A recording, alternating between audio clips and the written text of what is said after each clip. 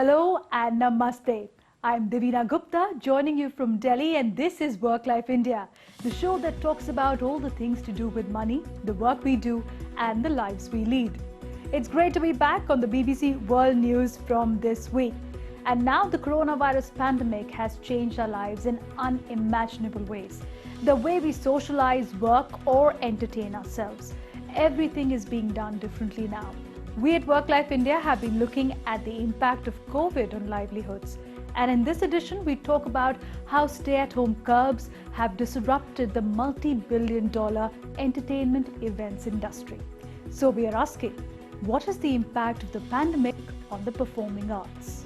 We're a very resilient industry, and we'll be back, no problem.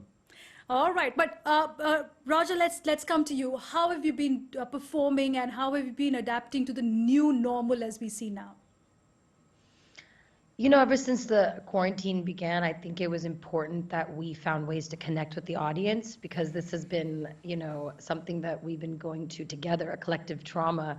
So in a world where you're constantly bombarded with the thought of fake it till you make it, what happens when you do experience the feelings of imposterism?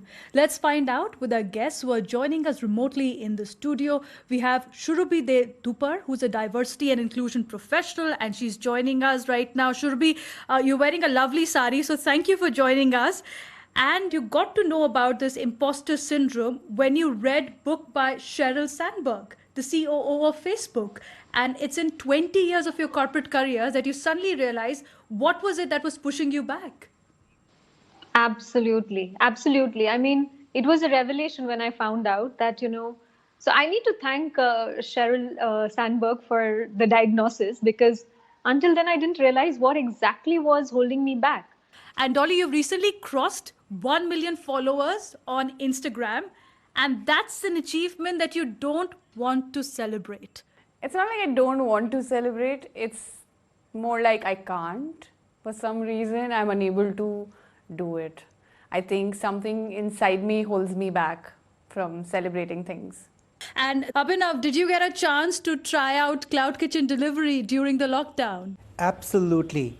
We were all so bored with the same food, and the mothers and the wives feeding you the same thing, take advantage of that during the lockdown. Well, I must add that lockdown has given an opportunity for Indian men to go into the kitchen as well. And on another note, Radhika, cloud kitchen has also lowered the financial barrier for new operators. Now, do you feel because of this concept, competition is also growing for dine-in like yours?